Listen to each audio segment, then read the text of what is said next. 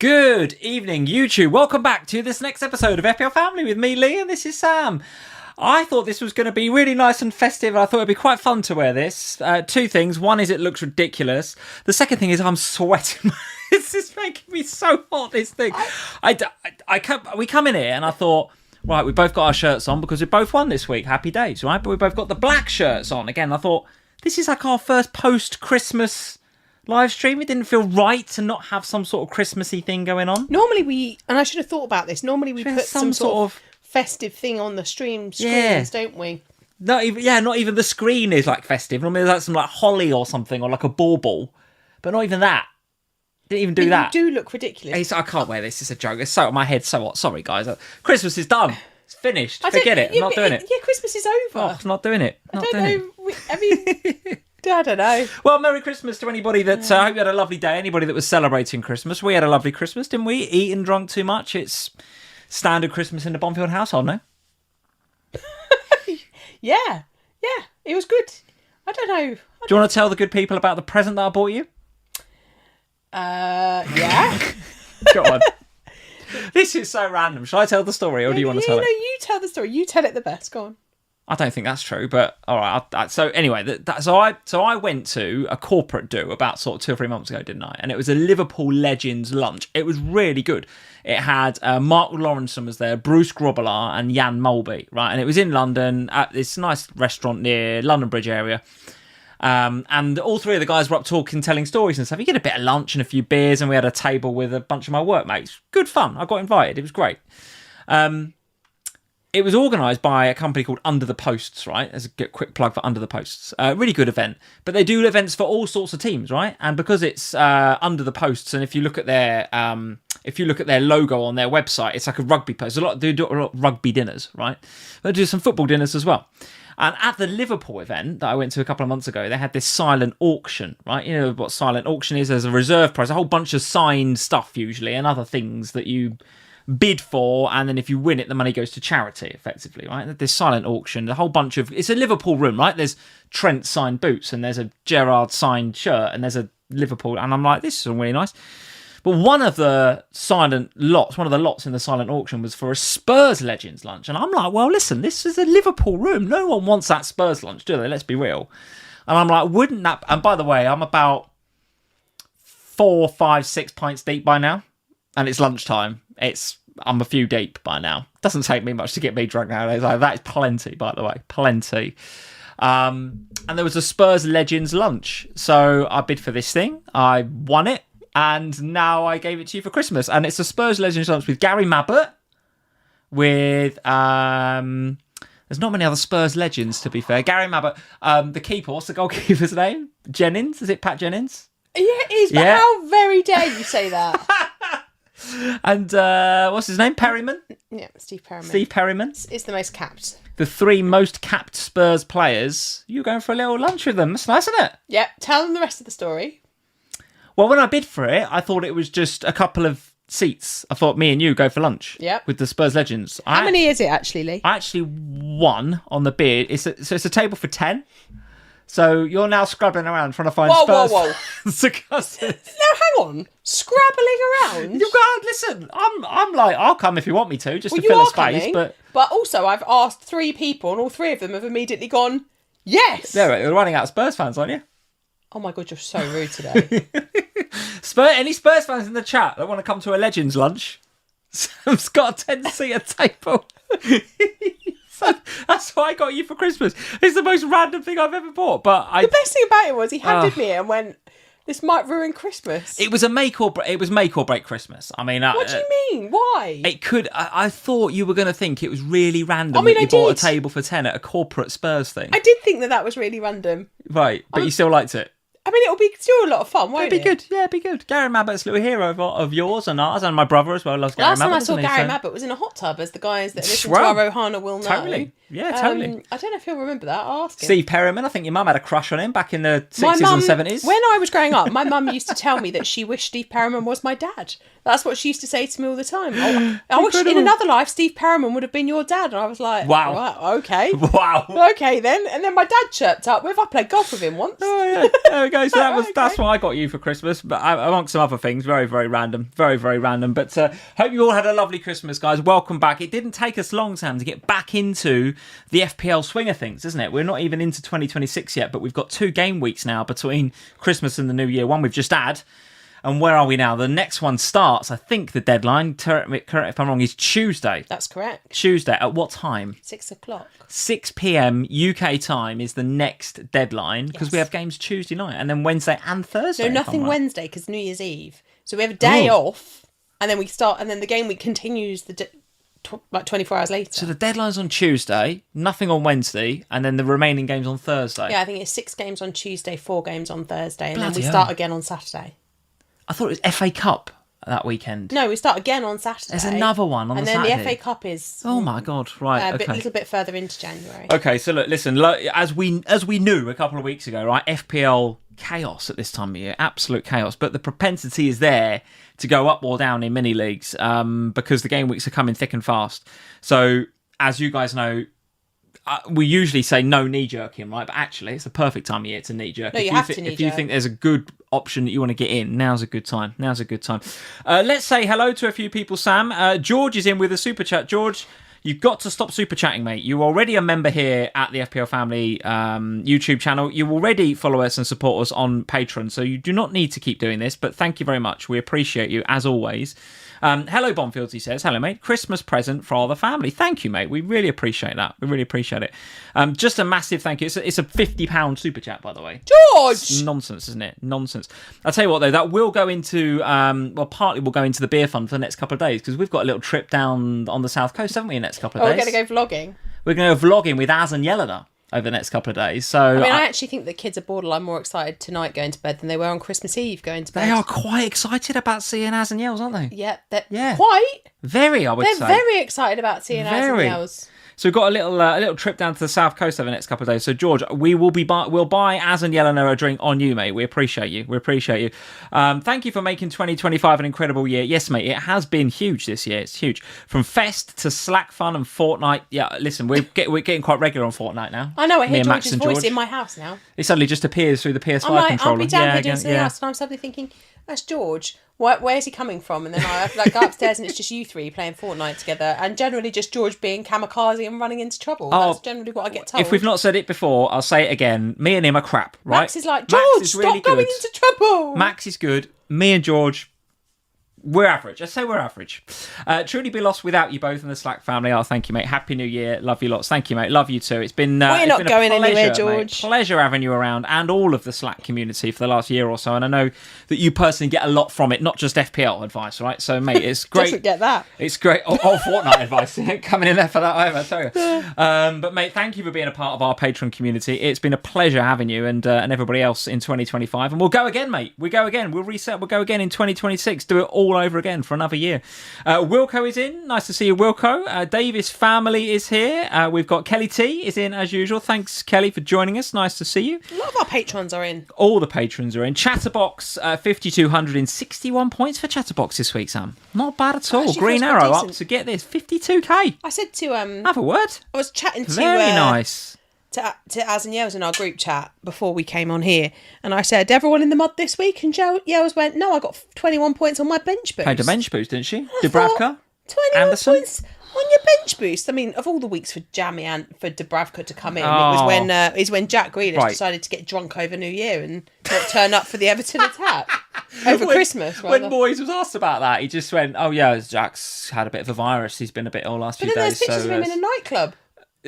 Schmirish. Maybe caught the virus in the nightclub. Listen, he's had a lovely Christmas, and I think there's a video of him getting in the back of a cab, isn't there? Leaving. Well, that's the what I nightclub. mean. So maybe that's where he picked up his virus. Anyway, he ruined the Everton attack because they basically did not have one. So Dubravka with an 11-pointer. Do you know what? I don't like that from Grealish at all. I think that's such a bad look for him to do that.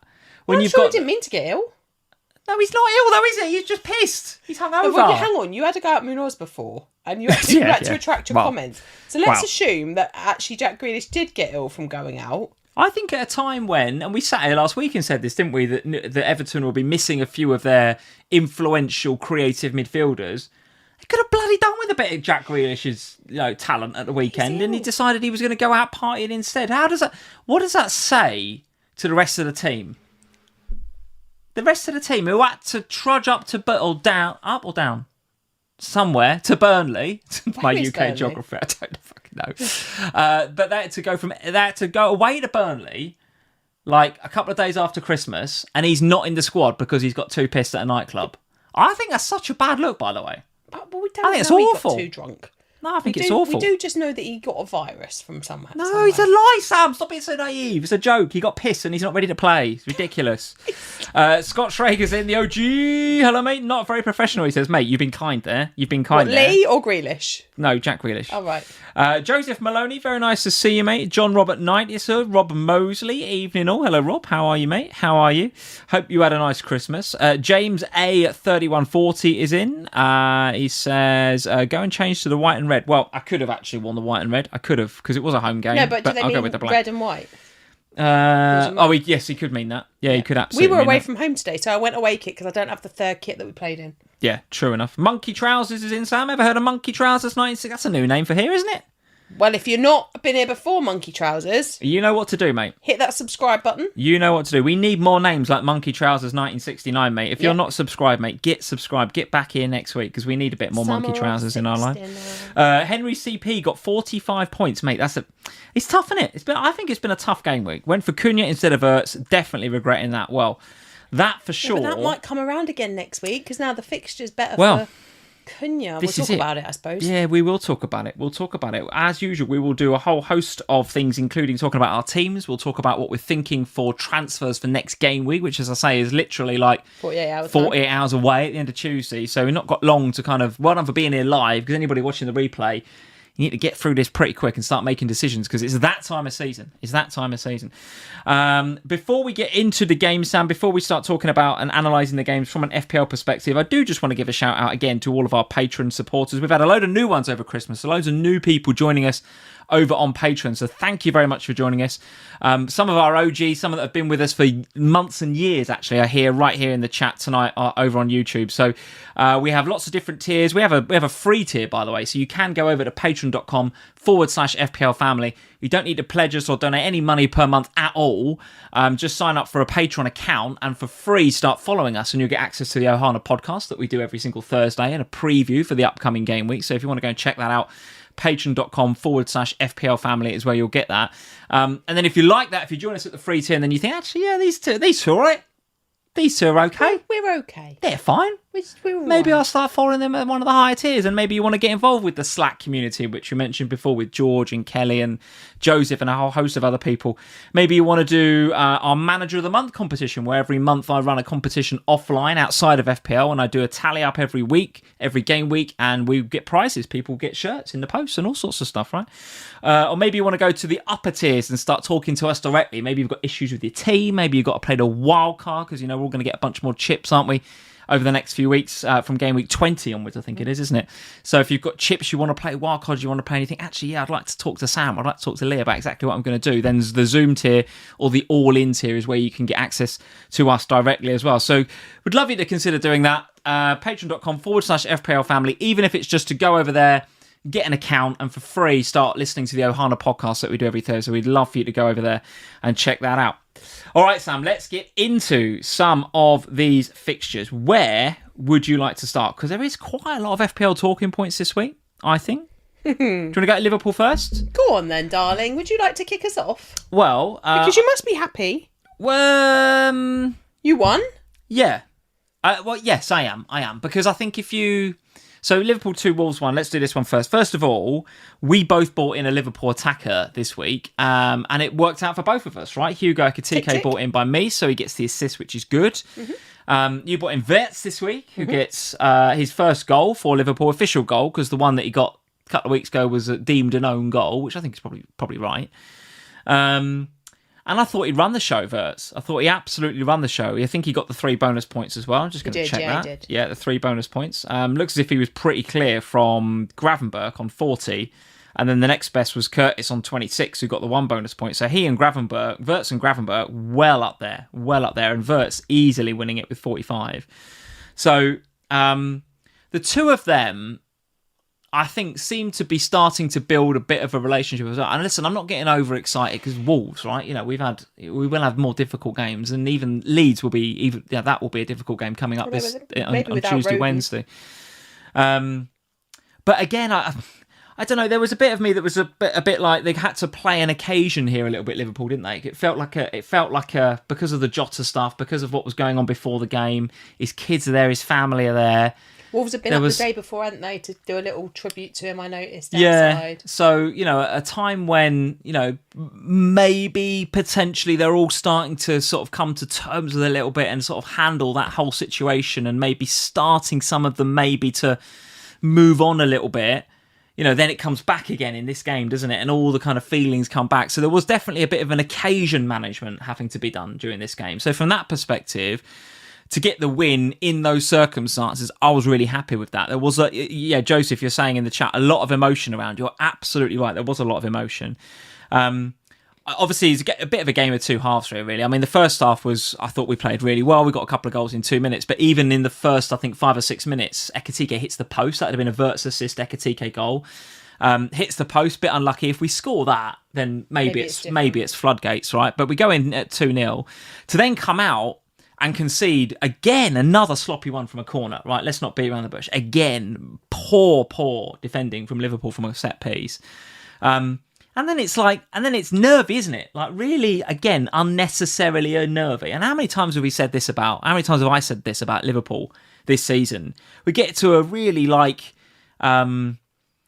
what's the right, you know, like not comfortable, but we get to a position where we're like, you know, even on Gillette Soccer Saturday, they were doing the halftime analysis and they were like, you know, 2-0 game over, Liverpool to see this out. And I'm like, all it's going to take is one brain fart, right, from somebody, usually Konate, who I know that I think was a bit ill before the game, so, you know, played despite he hadn't trained much and all the rest of it, right, so fair play to him. But still to come out and for it to be a bit nervy in the second half of this game, that was a bit of a shame not to see us go on and get 3-4, you know, more goals.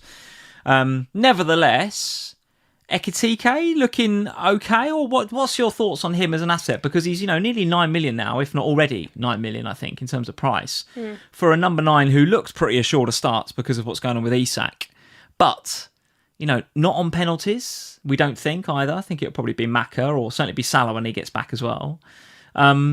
Do you think he's worth the money? And what did you make of Wirtz, your new signing for FPL? I struggled a little bit last week. Obviously, you know, it was the Spurs-Liverpool game, wasn't it? So maybe I was a bit blinkered by that. But I wasn't hugely impressed by Ekitike last week. All right, he got the goal, but we talked last week about how maybe in another match that's ruled out for the two hands and all of that jazz. Yeah. But outside of that, I thought that Spurs actually did an all right job with him. Maybe not with the rest of them, but with him. And then going into this one, I was just a bit like, I don't know. I don't feel a real strong desire to get him. And in the end, I got Wirtz. And if I'm really honest, I think I got Wirtz because I was so worried that everyone was piling in on Ekitike. And I was thinking, well, I don't have a Liverpool defender and it's Wolves. So I'm probably going to be 6 points down on everyone else anyway. Oh, that was a gutter to not get the Virgil clean sheet. Yeah. And I was very much feeling like, I'm already going to be a bit down because, you know, people have got Virgil, some people have got Konate, some people have got, you know, a Frimpong or a Kirkes or however, or Alisson.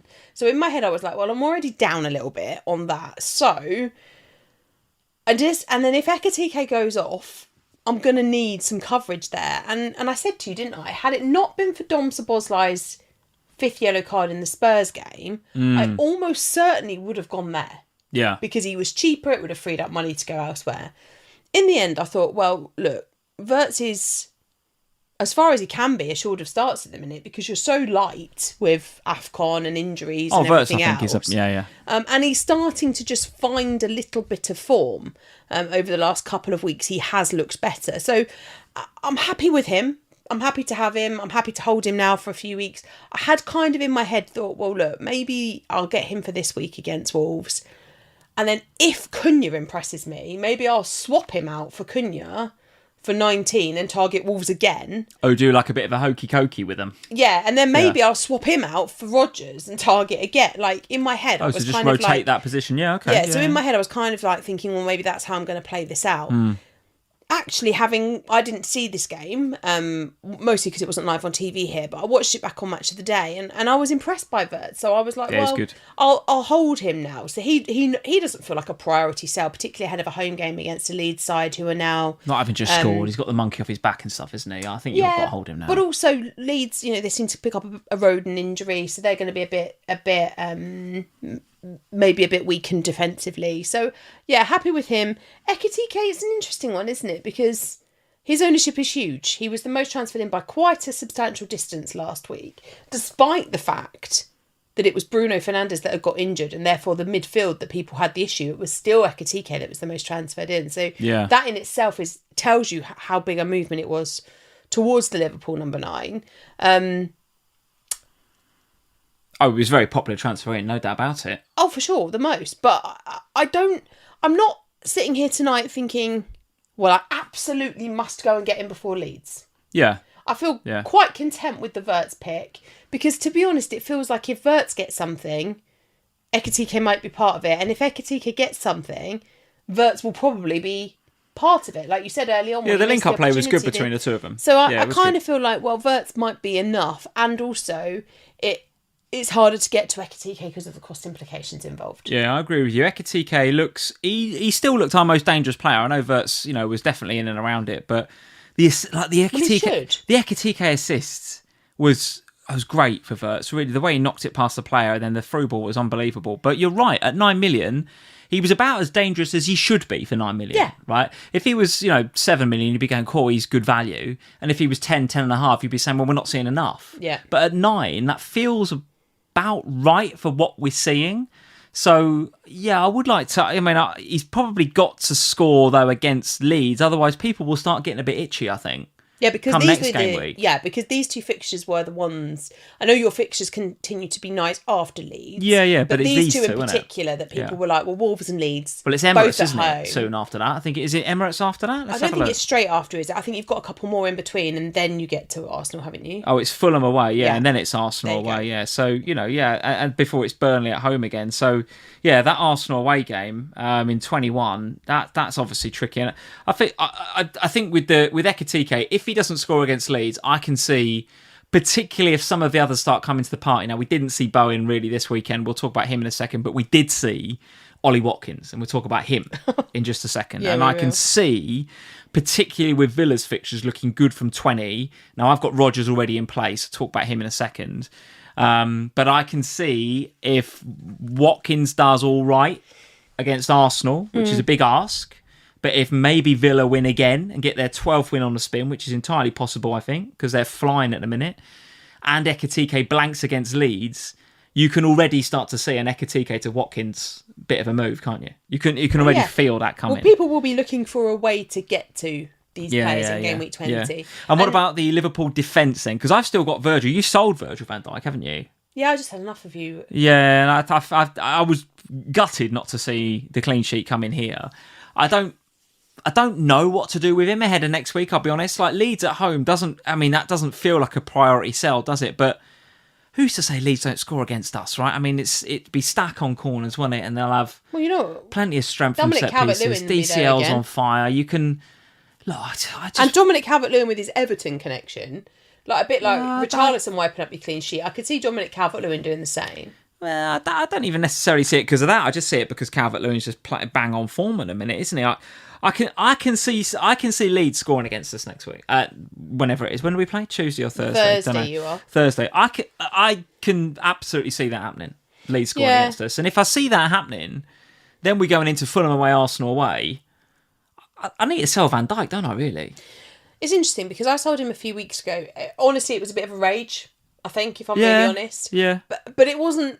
But in part it was that, and in part it was because I really wanted Bruno Fernandes, and I needed a route to him, and I needed to just plug that gap. But I don't regret it. It's one of those where, like, he has had a clean sheet since I sold him. But it was just a 6, wasn't it? But it was just a 6. And even like last week, obviously, we scored a consolation goal. So it wipes out the clean sheet. Again, it's a Wolves... And I must admit, I was out yesterday, so we weren't together. And I actually paid very little... It was actually quite nice. I was out and about with my mum and with Evie. And I decided after that, when I checked my phone and Haaland had blanked, I was like, right, that's it. I can't look at the 3 o'clocks because it's going to put me in a bad mood. So I'm going to ignore it. So it was only when I'd said to you, literally as I left the house, I only want to hear from you if something happens or... Yeah. When Wirtz gets something. And bless you, you did. You sent me a Wirtz text. And I was like, yes. Of course. Yes. Okay. So it was only later on as we were waiting for all the messed up trains to arrive. I thought, I'll check what's happened. I had a look at my phone and was like, the Liverpool clean sheet went. That's handy. Because it as a non-owner, I'm obviously relieved about that. Do I think he's a priority sell? No. Do I think you'll clean sheet against Leeds? Also, no. Yeah, and the problem is that too expensive, isn't he? Just sitting there, isn't he? And too also, expensive. though, you play on Thursday, then you're playing again at the weekend in the game against Fulham before we head into the FA Cup break. So these 2 games against Leeds and Fulham, realistically, do we think that Liverpool clean sheet? Now, at home to Leeds, I don't think so. Away at Fulham... Maybe. Fulham aren't scoring a lot of goals and West Ham nearly kept a clean sheet. So maybe there is an opportunity there. But certainly ahead of that Arsenal game after the FA Cup break. There's too many other good options. That's the thing. Like, is he There's a lot of money tied up there. Yeah, you can basically go anywhere outside of sort of Gabriel and Timber, can't you? Well, you can't go there anyway because you've got your Arsenal locked in, no? Well, we'll talk about that in just a second. We'll talk about that later. So, Liverpool 2, Wolves 1. Yeah, it's a win. We've had a few wins back-to-back. Wasn't convincing, but listen, it's all about, as many of the Liverpool fans in the Slack said at the time, it's about the results at the minute for Slot, not necessarily the performances. Hopefully the performances are going to come, but it's about the results. We touched on him a second ago. Let's talk about Ollie Watkins. Let's talk about Morgan Rogers. Chelsea 1, Aston Villa 2. This game, for me, and you're right, you didn't, I don't think, watch this because you were out at the ballet with your mum and with Evie, but I did sit and watch this game. I've never seen a team dominate more than Chelsea in the first. Like, Chelsea were all over Villa first half. Right. Absolutely all over them. And the goal came in my opinion, fairly fortuitous circumstances. Reece James knocks in a corner. It's a bit under the goalkeeper. It comes off of João Pedro's calf, and he gets the goal, right? Okay. Whatever, right? And a bit fortuitous circumstances, but you cannot deny that Chelsea deserved to be 1-0 up, no question. And actually going in at half-time, I'm sitting there thinking, this is a good Villa side. They're in a good run of form. If I was a Chelsea fan, I probably would want to be 2 up at the minute. Right. So they come out in the second half, and the first 15 minutes is the same, more or less. It's a little bit more even, but it's more or less the same. Okay. So Chelsea dominate. And then on about the hour mark, Emery makes 3 substitutions. He does a tactical change, changes the shape.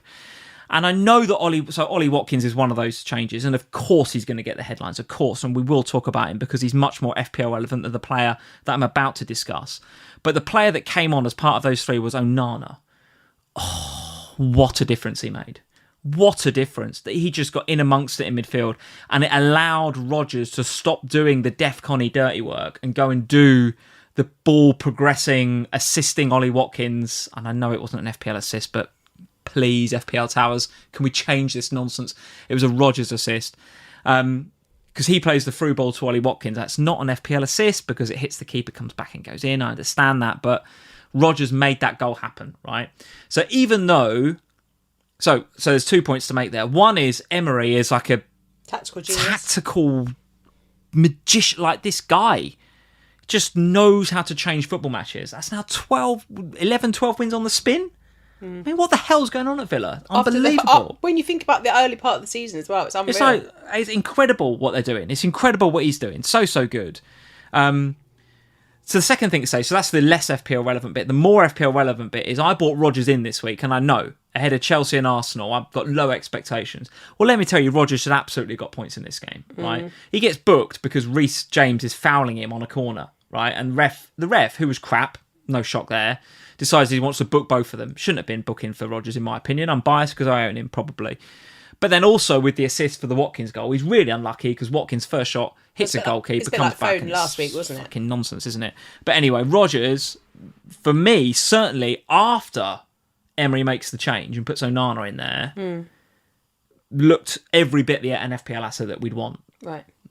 And I was going to add to the end of that sentence, from game week 20, I don't even mind if you want to bring him in for the Arsenal game. The way that they're playing Villa is so good. So good. But we said, didn't we, last weekend, I think we sat here and said, what do you do about Villa? Do you go 2 weeks early, knowing it's Chelsea and Arsenal? Or do you wait it out and ride it until game week 20 and then the fixtures look fantastic and then you invest? But let's remember that, game week 20 we have the weekend, but then we have that break for the FA Cup before we come back and then we're into it. Let's just have a look at Villa's fixtures from 20 then, since you mentioned them. So yeah, they are, if you look across the next 5 on the Fantasy Football Scout ticker, that Arsenal away game does drag them down to second bottom, right? So Villa are second bottom because of the Arsenal game next week in 19, or I should say this upcoming game week. Forest at home in 20 looks good. Palace away in 21 looks good, given that Palace, and we've got to talk about them later on against Spurs, looked absolutely cooked. They looked shattered, Palace. Everton at home in 22 before they go to St James's in 23. But even if you were to extend this ticker out a little bit, the Villa fixtures look really good from 20. So, yeah, Rodgers, Watkins, any of these guys from an attacking perspective, and even defensively, they look all right. Yeah, and I think we sat here last week and, I said I don't hate it if you want to go early on Rodgers, which you ended up doing. And having watched the highlights, it's in the same way that I thought we were a bit unlucky not to get the assist from Foden last week. I feel exactly the same about Rodgers this week. So from my side, I don't have any Villa players. I guess, given it's a midweek round, given with the exception of Timber, I don't have too many, touch wood, issues in my team. And even then we can talk about what Arteta said about Timber in a little bit when we do that game. I'm looking at my squad for midweek thinking, well, if I can get through it this week, because one of the transfers that I could potentially do, and I've got 0.3 in the bank so I can afford some price rises and falls and all that jazz, is to go from Kudus to Rodgers. Okay. So now Kudus has got a game against Brentford, George, Spurs do like to play against Brentford, so I'm quite comfortable to hold Kudus for another week. It's very unlucky not to get an assist today. And then do it the week after, as was my original plan. Or I could move early on it, but that gives me another player in that Arsenal game, and I don't love that, despite the fact that Arsenal conceded at the weekend, which was very frustrating. Yeah. Arsenal is still a really good defence. They're still a really, really good defence. So, and they should be full strength for the midweek round against Villa. So I just feel like I might hold it for another one. For me, it's still Rodgers. The fact that Watkins comes on 32 with 32 minutes to go and gets a brace, you would expect, therefore, that he gets to start against Arsenal, but he has not been consistent. He has been off it this season. Well, maybe he needed a rest, and maybe that's what he was trying to do against Chelsea. Possibly. Because I tell you what, Marlon was nothing to shout. I think Sky put on a touch map of his touches in the first half. I think he had one, and it was in their box. But the reality, Lee, is that actually and this is going to sound a ridiculous thing to say, given that Villa are like 12 games on the bounce now, but nobody in Villa outside of Rodgers, from an FPL perspective, has actually stood up to be counted this year. The defence have been a bit hit and miss in terms of the clean sheets being kept. Sort of had a few people going for cash and constant. There's been some clean sheets there. There's been some attacking returns from the defenders. There's been the odd defensive contribution, but nobody's really like putting their hand up and going, oh, me. The midfielders have been okay-ish. If Rodgers is an exception there. He's not in the okay-ish. He's in the very good category. But everyone else has been sort of okay-ish. Tielemans with an assist here? Yeah, but even he's not been... If you look at his underlying numbers and the returns he's had in FPL, he's not really been much to shout about from his perspective. And then up top, Ollie Watkins has been in and out of the starting 11 on a semi-regular basis. If he's not been starting, he's being hauled off. Marlon hasn't been great either. And I appreciate that this all sounds ridiculous because the eye test is being passed from a Villa perspective and the points in terms of the Premier League are being passed, but the performances from an FPL perspective outside of Rodgers just haven't really been there. You haven't been seeing the highs. So if you had to go for just one right now from Villa, you'd go for Rodgers. Absolutely, because the other thing with Watkins is he's more expensive than Rodgers, and he isn't yeah, he's not been guaranteed the starts and he's not been guaranteed the 90 minutes, unlike Morgan Rogers, who's so important to the way that they play. So from my end, to go for somebody like Watkins, you're going to have to sacrifice a fairly big character somewhere in your team to afford Ollie Watkins. Well, that's why I say that's why if Hugo doesn't score against Leeds, you can see it, can't you? Yeah, people probably will on that basis. But, if Hugo even gets one, it's going to be very difficult to sell him ahead of a Fulham game at the weekend when Fulham haven't exactly been setting the world on fire either. All right, well, let's talk about Chelsea then. And despite the defeat here, I still want to discuss Chelsea because for 45 minutes here, they were exceptional, right? Very, very good indeed. And the clean sheet looked pretty locked in because Villa weren't creating anything. But in particular, I want to talk about Chelsea because the next game that they've got coming up is Bournemouth. Now, Bournemouth are leaking goals left, right and centre. I know that Semenyo is still scoring them at the other end, but absolutely conceding goals all over the place before they then travel to Man City in game week 20. It's the West London derby against Fulham in 21 before, they don't leave London for a while then, is it? Fulham, Brentford and Crystal Palace in 21, 22 and 23. So is the right entry point for Chelsea game week 21, or can you go a little bit early knowing that they've got this really nice home fixture against Bournemouth coming up in 19? Where would you go? Well, I've said it a few times and it's been shot down, but the defence. I think Reece James is still a pick. I absolutely think Reece James is a pick, and I know that I think a lot of us have got kind of FPL trauma, haven't we, from Reece James because he gets injured and he's not in the team and they rotates him, but he's getting the minutes and he's taking the corners and he's taking some of the direct free kicks. I mean, I don't know if I'm going to go for him ahead of. It's that City game in 20 that puts me off, right? Because going to Man City, anything can happen, can't it? But from 21 onwards, I just worry with Reece James. Like he's had. Well, we all do, don't we? We all do. He missed the game against Leeds in 14. After that, he had 2 clean sheets, and then he's had attacking returns in the last 2. So he's played 4 since that benching, and it was a benching in 14. Can he realistically play Saturday, Tuesday, and Saturday? Well, yes, because it's been proven in the last couple of weeks that he's been playing. But will they risk that? I'm not sure they will. Maybe they do because he rests him in the FA Cup the following week, maybe. Possibly. What wouldn't shock me, though, given that it's Man City next weekend... is he gets arrested midweek? Does he not play him against Bournemouth at home, or does he bench him and bring him on if they need him against Bournemouth? That's what I think will happen. I think wouldn't shock it, would it? I think Reece James will get benched in midweek because he'll want him for City, and then he'll probably also rest him in the FA Cup the weekend after. And then, after that, potentially Reece James is a decent option. However, the Champions League kicks back off again at the end of January, so there will be then the risk of it again in midweek. Because I think the Leeds game was around the Champions League. I think that was a rotation that happened around the Champions League. I can't remember. I'd have to go and check. But it's enough of a worry to me that I wouldn't want to go there, particularly when you're already like a man down on your sub bench because you've all got Guiu. Or you're a man down, like I'm 2 men down because I've got Guiu and Josh King who's not playing at all at the minute, which is a disaster. Yeah. So for me, it's not a risk I would take. The one I am interested in is now Gabriel is back for Arsenal. I'm thinking, well, I'd much rather have Gabriel than I would Raya. So do I go and get Bob?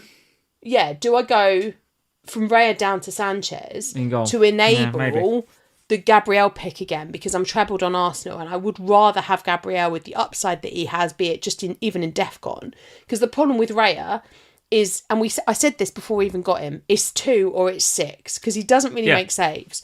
So whereas Gabriel has the DEFCON and the attacking returns and all of that jazz. Whereas the difference here is that when Sanchez doesn't get the clean sheet, like in this one, he still gets 3 because we have that additional save points because he does make saves and he does pick them up. So you always have that potential upside with him, and he's 4.9, so he's like a million, 1.1 million cheaper than Raya. So does Dubravka cover you in game week 20 though? Well, I don't have to do it now. Okay, I see. I'm not going to make a goalkeeper swap right now because I'm not going to brighten away. I'm not going to straight away go in on on Gabriel. I'm going to wait out, see what happens in midweek. So you're saying Sanchez maybe from 21, or he's on radar? But he's definitely. I think for me, that's where I'm looking, because I don't. You know, you can go for a Cucurella if you want. If you've got Virgil and you want to swap out Virgil for another premium, you can go for Cucurella. If you done like. A bit of a hammy though, didn't he? But that's something you've got to be mindful of. I don't know if we know that for sure yet, but no, and not been flagged, which suggests that we don't know that for sure. Yeah, okay. The attackers, I'm just not interested in at the minute. Still can't go Palmer, can you? I don't think. Don't think you can go Palmer yet. I think we'll be going there soon, though. I think it's going to happen. Oh, it will at some point. It's inevitable. But I don't. Outside of him, like I keep saying, I think Neto's all right, but he keeps blanking. Right. So yeah. All right. Well, Villa definitely on radar. Absolutely on radar. Even with the Arsenal game coming up. So let's discuss that. Let's go to the Arsenal game. So let's click that and let's go to Arsenal 2. Brighton 1. So another really annoying clean sheet go. So the clean sheet goes again, which again on like just the odd goal, isn't it? Right, it's so often happening. But it does seem to have happened whilst their big players have been out. So I thought this week they'd be back to full strength. Like Gabriel was going to be back in the squad, Saliba was going to be there. I was like, right, okay, this is going to be great. Yeah. And then Timber's missing. Yeah, precautionary, I think, though, from what I've heard. I think so. And it's going to be okay, isn't it? I think from how it's been said, he looks like he'll be all right for midweek. Listen to the FPL pod. I'm sure Jules will give us some insight tomorrow. Yeah. But it looks like it'll be okay. But that does, whenever Timber's not there, or Gabriel's not there, or Saliba's not there, it does feel a little bit more susceptible to things. I think the point I'm trying to make here, though, is that they're all back now, and it looks like Timber's going to be back in midweek, or at least for the weekend, if not midweek. So when Arsenal get back up to full strength, that surely means you're going to be wanting to be invested in their defence again. The issue I have here is, do I actually want the double up of the defence anymore? Because Rice is looking like... I mean, it's so frustrating, isn't it? Because we sat and we watched Match of the Day together last night when I got back, and I'm like so impressed by Saka. I'm so impressed by him. He's everywhere. He's doing all the hard work. He could have had a hatful in this game. How he gets, like you guys are saying in the chat, Brandon's saying, how did Saka only get 7? I have no idea. I don't know. We've no idea. He should have had an absolute hatful. It should have been a double-digit haul and a half from Saka. There's so many opportunities. But what's really infuriating about it is that then Declan Rice sticks in just another corner. That last week he sticks in the corner and the guy decides to handball it. This week, Ruta decides to stick it in his own net. It's mad. The Rice owners have absolutely shithoused points in the last couple of weeks. Yeah. It's unbelievable. Like, yes, that doesn't detract from how good he is. And everyone's like, "Oh, you're just bitter because you haven't got him." Yes, 100%. I am, because I'm paying $3 million more for Saka, who looks incredible and just gets an assist. Rice gets more or less matches him in this game in terms of FPL points. And you're right, all he did was, okay, decent looking corner, but Ruta decides to OG it. Yeah. And Jake O'Brien last week playing volleyball, and Rice ends up getting like a double-digit haul. I can't believe how he gets the points, Rice. But as an FPL manager, I'm looking at that going, well, David Raya is getting me 2 most weeks at the minute. Yeah. The stupid defence can't keep its net clean.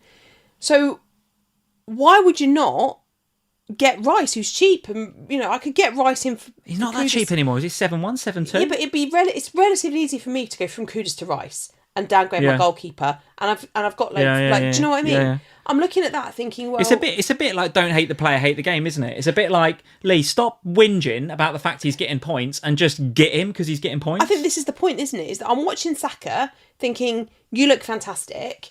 I can't believe I've not got multiple points out of you over the last few weeks. He's going to haul at some stage. He will haul, and I'm convinced I'm on the right player, and I'm not getting off Saka. You could not pay me to go from Saka to Rice, despite all the stuff we've just said, because at some point there's a massive hauling coming for Saka.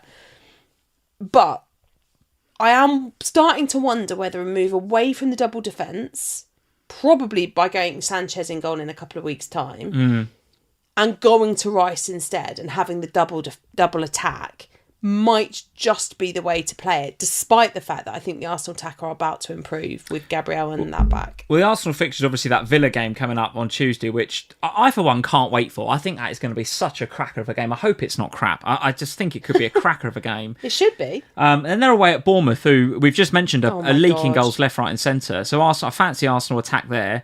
Then it's Liverpool at home. Trust me, we cannot defend corners. No. That's a fact. And they'll want a bit of revenge from your game up. The Szoboszlai screamer, yeah.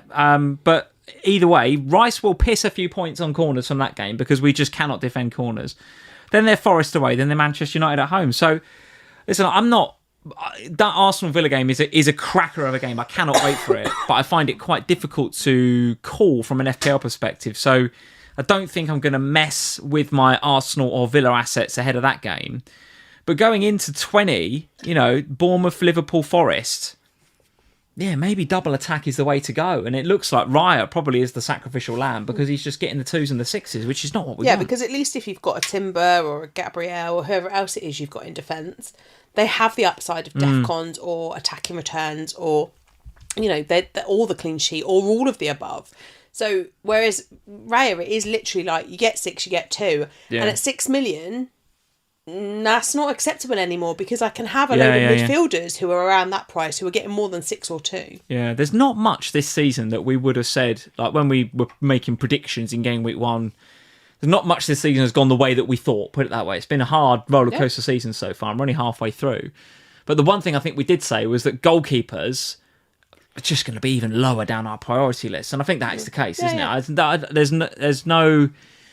There's no joy in picking goalkeepers this year. You just pick one and you just hope for the best. And if he gets a 6, then great. If not, it's a 2, isn't it? Yeah. It's just...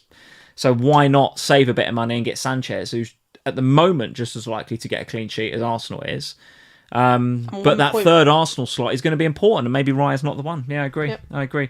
All right, let's move it on, Sam. Let's talk about Brentford 4, Bournemouth 1. As we said, Bournemouth leaking goals left, right and centre. But again, you've got to hand it to Brentford. Sharda with the hat-trick. I thought they were very, very good this game this week, Brentford. The one thing I will say, as a Thiago seller, I sold Thiago this week to go to Ekitike. Oh my God, have we got away with one there? Thiago sellers, for him to come away from this game with just an assist, that is a bullet dodged. Let me tell you. Well, yeah, because... Could have had a hatful in this game, Thiago. Yes. I sort of feel like we might have been saying that for a few weeks, though, with him. No, he's had no XG for weeks and weeks, and then this game he turned up. The assist that he did get, bloody hell, that's one of the passes of the season. And then again, it's like even he's the one celebrating. Is it the second goal or the third goal that sort of bounces around and then eventually goes in? Yeah, he sends the ball in, but it touches about 8 people before it goes in. So there's no way near being. I was watching these highlights on Match Today, thinking, "How have I got away with this one?" I don't know. You don't agree? No, I'm not watching him thinking I've made a mistake. Let's put it that way. Like I had Bowen who blanked, and I didn't think I wish I'd swapped him back. Well, listen, Thiago was... Sharda was the one who impressed me in this one. He was fantastic. Well, yeah, of course he impressed you in this one, but he's not one over the last few weeks that I've got. Sharda's one of them 1 in 6 games. Oh, one in 7, 1 in 8 games. Like every 8th game, he'll get a couple of goals and look really good, and we'll all go, should have got Sharda. And then he'll do nothing now till February, Sharda. But Thiago looked dangerous as hell. And I'm like, have I made a mistake here? And I do worry that I have. Nah. I do worry that I have, no? I don't think so. I think I wasn't that impressed. But I think he was fine. That's maybe a bit unkind. I think he was decent, but I wasn't watching him scared. Put it that way. Maybe because I was watching it on Match of the Day and I knew the result. But I wasn't watching it. But then having said that, with Saka, I'm watching it going, how on earth? I didn't watch Thiago and think, how on earth has he not got more? Like that cross in is not. There's no way near being his assist or anything on that. Well, you know how this ends up on Tuesday, don't you, Sam? Well, and nothing happens on Tuesday because he's not playing. They're not playing till Thursday when we roll him over. All right, well, you know how this ends up on Thursday. Well, we roll him over. We always do. Anything else to say about Bournemouth other than defensively all over the show? They're all over the shop, You still got Senesi? Yeah. What are you doing with him? Well, I mean, he's still got 2 because he got DEFCON again. Yeah, he is a priority sell. I think he is a priority sell. He's expensive now, no? What's your selling price on Senesi? Good question. Hang on. He's got to be about. I reckon that's got to be 495. 4.9. 4.9. Yeah. Okay. So yeah, he is probably is a priority. Actually, he's 4.8 for me. 4.9 as his price. He probably is a priority sell, particularly with the Chelsea game up next. Have you got an Everton defender? No. Senesi to Keane is easy, isn't it? It feels it. Yeah, it feels it. Easy. That feels like a really... I mean, the thing is... Danny's saying the same in the chat, actually. Yeah, I mean, but I've got money. I could go to Tarkovsky. I don't think I will. Don't do it. Don't. Because What's I the don't point? think there's any need to spend more. I feel like I'm unnecessarily overinvested in Everton with Tarkovsky. Just have Keane. I see it. I see that. But also, I kind of think that, like, Senesi I've got on the bench for midweek anyway. I do need Timber to be all right, though, because the rest of my bench is literally in the mud. So doing Senesi to Keane makes sense. It would then mean benching Mickey van der Ven. The only thing I would say about Keane, and a lot of people are wanting to go there this week, is that, and I know he's been out for ages, Branthwaite, but the Everton fans that I speak to and the Everton people that I interact with on Twitter and X and stuff, they say, look, you're mad. You're mad if you think that Branthwaite doesn't just come straight back into this team and Keane gets dropped. I don't think that's true. Well, I'm speaking to Everton fans, Sam, that go to the games every week, that know the club, and that's what they're saying. So I trust their opinion on Everton over yours. But he's not... Oh, I wouldn't. He's due back on the 18th of January. That's when he's expected back from his injury. This is Branthwaite. Sure. So we've still got 2 more game weeks. I said when he comes back in. I'm not saying it's happening this week. I'm saying, but when in the long term he comes back in. There is absolutely no way on this planet. Branthwaite has not kicked a ball the entire season. He's not kicked a ball the entire season. There is no way on this planet that Moyes goes, oh, hello, Branthwaite. You're in the starting 11 from game week 21 onwards. It just doesn't happen. They've done this with Seamus Coleman. He came back in, played 15 minutes of that game, and then they had to sub him off injured again. They will protect Branthwaite. He will be eased back in. So I agree with you. In the long term, the Everton fans are correct. Branthwaite will take that spot back. But it's going to be the middle of February before that happens, because he will be eased back in. It'll be half an hour. It'll be 20 minutes before he gets 45 minutes. And then that's when you sell Michael Keane. Okay. But I think we've probably got 5 or 6 game weeks before we get to that point. Yeah, which is basically what I said. No, you didn't. You said he'll come straight back in. Well, he's not going to come straight back in. I didn't say that at all. I said the one reservation I have with Keane is that when Branthwaite is fit, he's likely to come back in and Keane won't be in the team. I didn't have a time scale on it. I actually didn't put a timeline on it. We're in February and we're talking about second wild cards. Okay, sure. So why is that a worry for Keane right now? I'm not saying right now. I said when he's fit. You don't even need to be worrying about him right now. Oh, God. Forget about Branthwaite. He's not interesting. Burnley 0, Everton 0. Talk about Keane some more then. Go on. Got 10 points, 1 point more than Tarko. He's a lot cheaper. He's going to play until at least the middle of February, because Branthwaite won't come straight back into the team, despite what the Everton fans think. Until that point, Branthwaite's got to be fully fit and he's back in. Otherwise, he'll get injured again. So Michael Keane's been brilliant. He has been brilliant. Remember when he was a laughing stock? Do you remember when we used to go, oh God, Michael Keane's got to play? Target Everton. Not anymore. He's looking really, really good. The only other option I've thought about is to go from Raya to Pickford. That is an option, because the Everton fixtures are nice from now. So that is an option to get out of the double Arsenal defence early, is to go for Pickford, which would enable a Chelsea a more attack-minded defender, which I also don't mind either.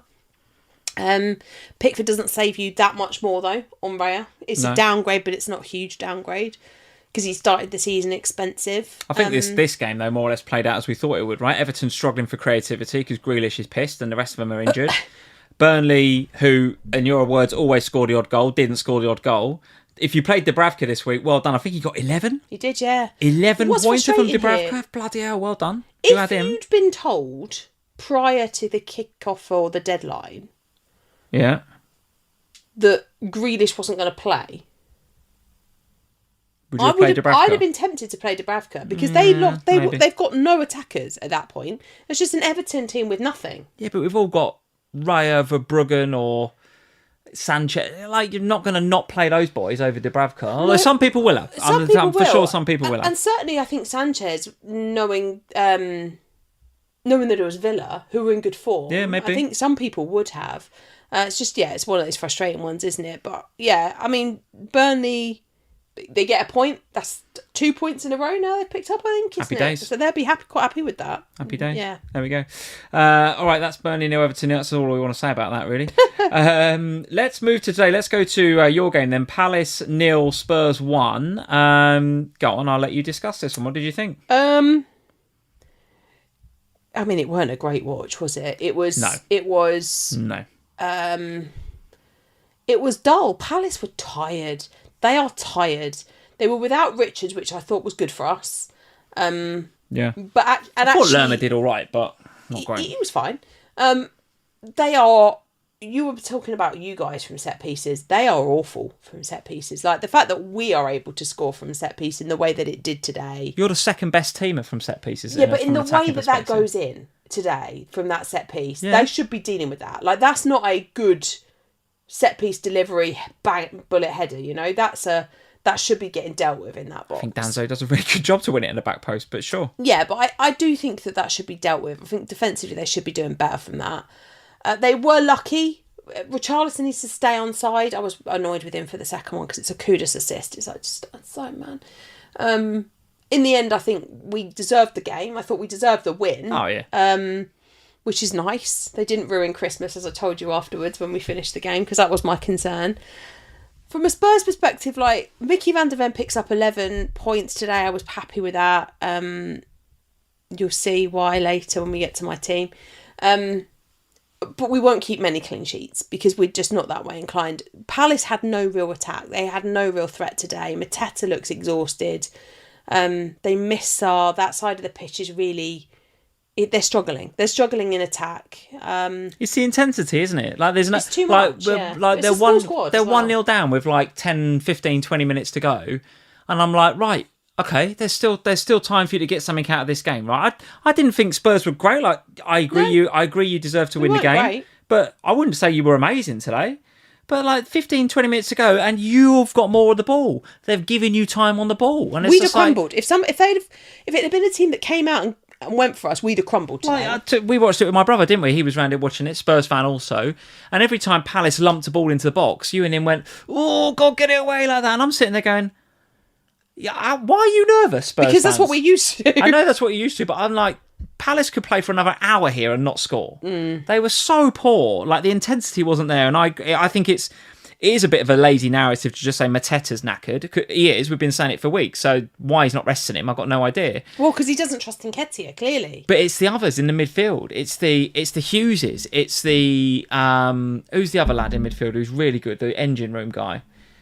Can't think of his name, but the guys that are in the middle of the park for Palace, they're the ones that look knackered. They're the ones that look like they've got no intensity. Like Spurs midfield today was fine. Like Archie Gray, fine. Bentancur, fine. But listen, these are not amazing players. You get a bit of intensity in and around them, and they give up possession. But just Wharton, that's the guy. Thank you, Azzy. Yeah, Adam Wharton.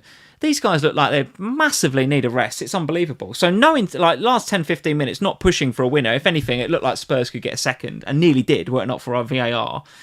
So don't begrudge Spurs the win at all. I thought you were the better team, but there was nothing in that game that made me think, oh, I've got to buy either of players from these teams. In fact, I'm looking at my Palace defender now, because I've got Gahey, who...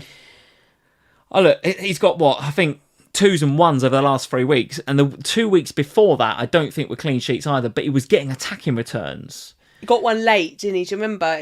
What game was that? He last minute scored the goal. Oh, I can't remember. I don't remember. Was it? Maybe it was Arsenal. I don't know. Or maybe that was in the Cup, wasn't it? But I wonder whether those Gahey attacking returns were masking the fact that actually they ain't that good at the minute, Palace, and we need to get off him. The problem is that since Munoz got injured, they're really struggling even more. And because I think that injury to Munoz has come at the same time as the season is catching up with Palace, because they started extra early with the Community Shield against you lot. And they said it in the commentary today, they've got a much smaller squad to start from than most of the rest of the league. So when you've got a small squad and then you add to it something that they've never had before, which is playing additional fixtures. So normally Palace would have played just the League Cup and just the FA Cup. And all right, they might have gone on a cup run, but they're unlikely to go on 2 cup runs. So it's basically the 38 Premier League games plus however many games you might get in a cup, say 5, 6. It's a relatively short season for them. This year, it's the complete opposite of that because they're playing the Community Shield, they're playing in Europe.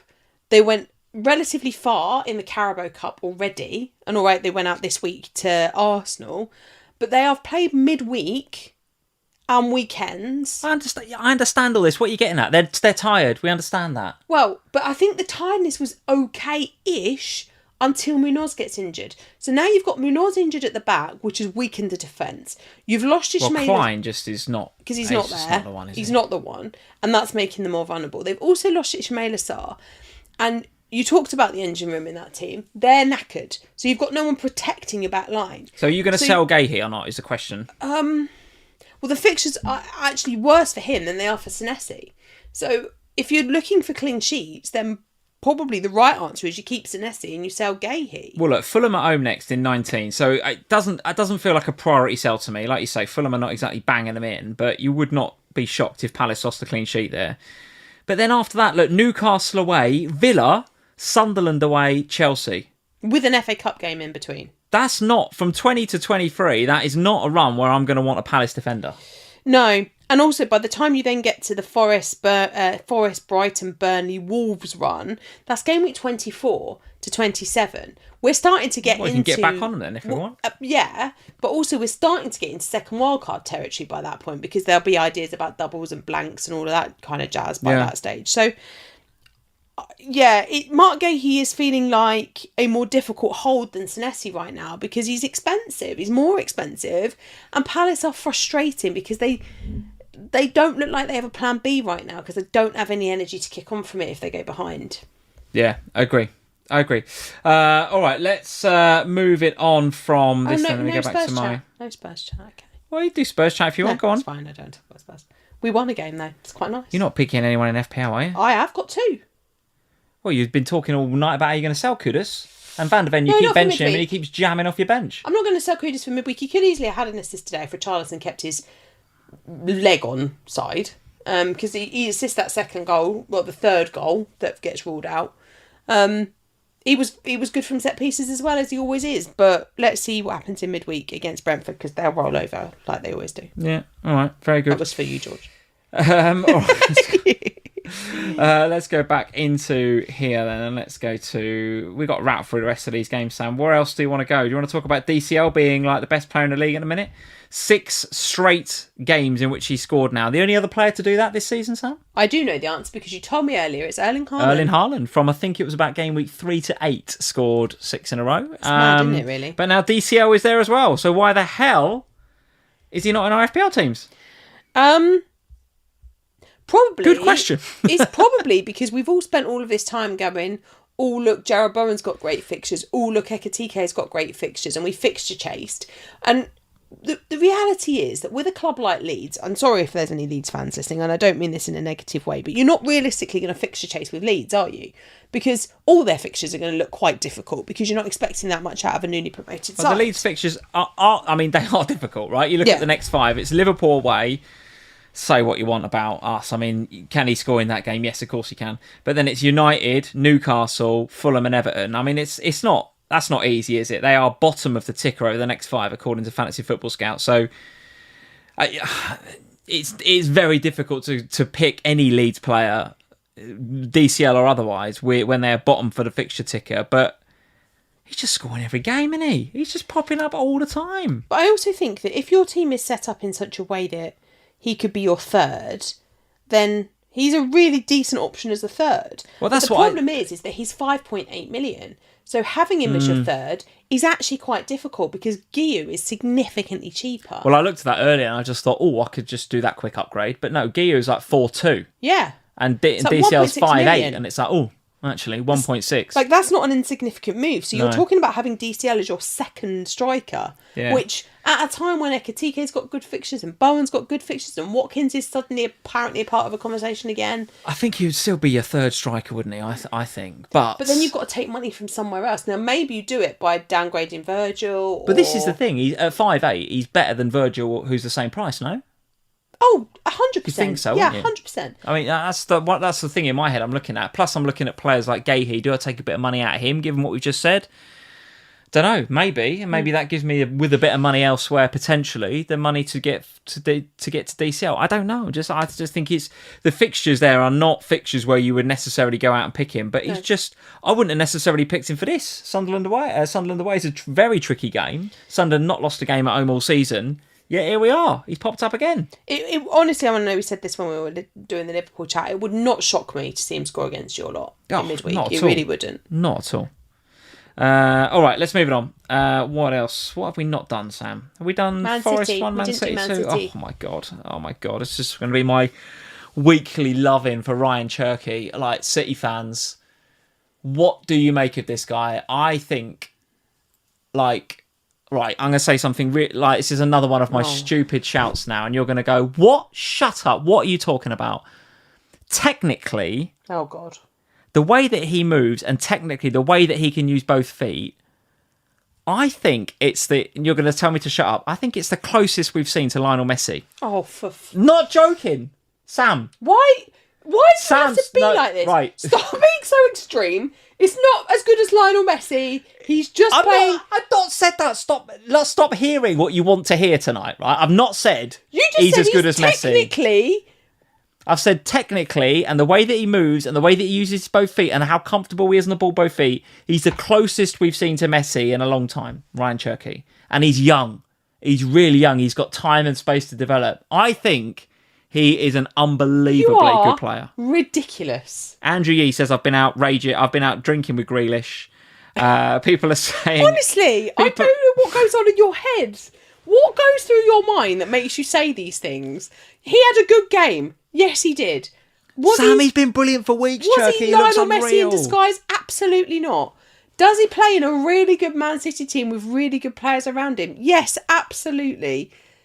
Is he a decent option in FPL right now? Yeah, sure, absolutely. Is he as good as Messi? No. Will he ever be as good as Messi? No. Is he half decent? Yes, absolutely. People are saying more like David Silva 2.0, which is probably a bit more realistic, to be honest with you. Yeah, well, you've gone mental again, haven't you? You've gone extreme.